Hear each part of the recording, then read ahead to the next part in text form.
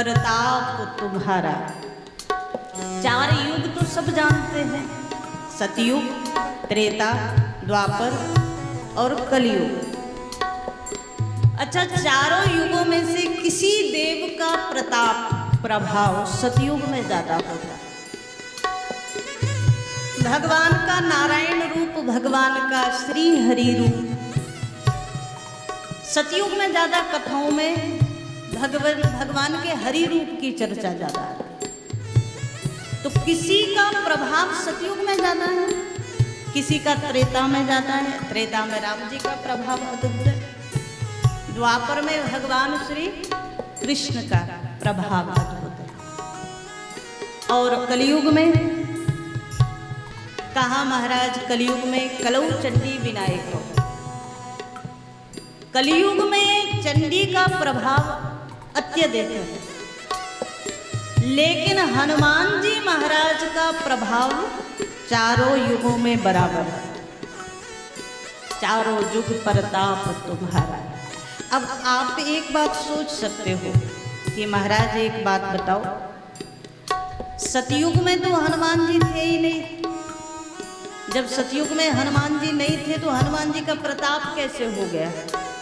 जो चालीसा में लिखा गया कि चारों युगों में प्रताप है, इसका निराकरण हम लोग ऐसे कर सकते हैं। सतयुग में भले ही हनुमान रूप में नहीं है, लेकिन शंकर जी के जो 11वें रुद्र हैं, जिन्होंने हनुमान बनकर के अवतार लिया, तो शिव तो है रुद्र रूप में, शिव तो सतयुग में है। भगवान शंकर के 11 रूप है, जिनको एकादश रुद्र कहते हैं। तो शिव के जो 11वें रुद्र है, वही हनुमान रूप में अवतार लेते हैं। आप लोगों ने कथा सुनी होगी।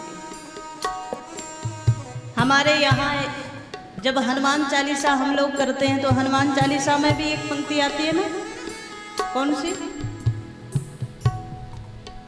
करते तो रोज है पर ध्यान नहीं देते महाराज।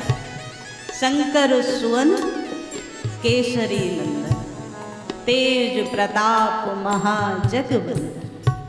तो हनुमान जी हैं, कौन बोले हैं? तो शिव ही। एक बार जब रावण ने भगवान शिव की आराधना की, तो शंकर जी की आराधना जब करने लगा, तो ज्ञानी है, सब कुछ जानता है, इसको पता सब है रावण को, लेकिन आराधना करने में ये भूल गया। रावण ने शिव को प्रसन्न करने के लिए अपने 10 सिर काट करके यज्ञ में हवन कर दिया,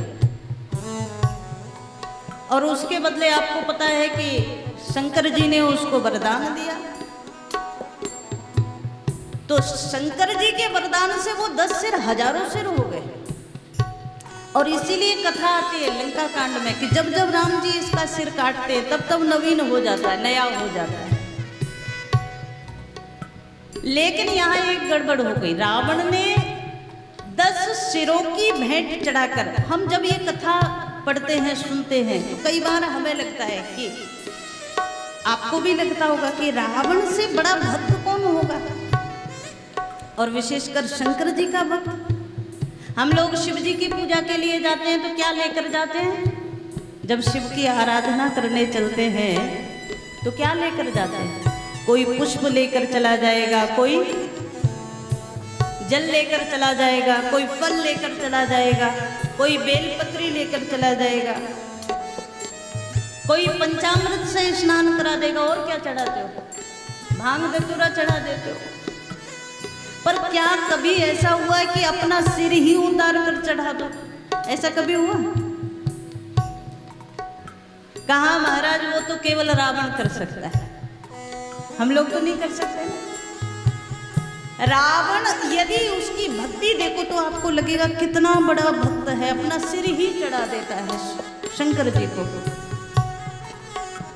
लेकिन इसने जो सिर चढ़ाए, उसका मूल कारण भक्ति नहीं है, प्रेम नहीं है, इसके पीछे भी इसका अहंकार है। कई लोग दान करते हैं ना, तो इसलिए नहीं करते कि हमें दान करना है, दान की वृत्ति से दान नहीं करते, इसलिए करते समाज के लोगों को बताना है कि हमने दान किया।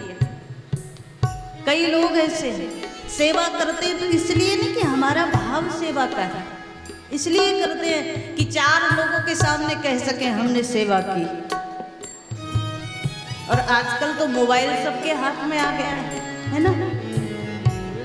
एक बार 8-10 कोई अच्छे बड़े सेठ साहूकार लोग एक केले को एक गरीब को दे रहे थे। कोई गरीब भिखारी था, आप लोगों ने भी शायद देखा हो, बड़ा फोटो चला वो।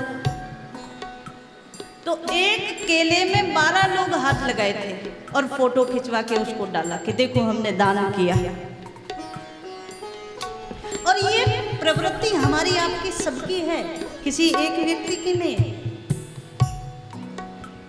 जो लोग पूजा कर रहे हैं, जो लोग सेवा कर रहे हैं, जो लोग दान कर रहे हैं, धर्म कर रहे हैं, उनको एक बार अपने आप में झांक कर भी देखना जरूरी है कि ये हम किसके लिए कर रहे हैं, अपने लिए या दूसरों को दिखाने के लिए। एक बार सोचना जरूरी है।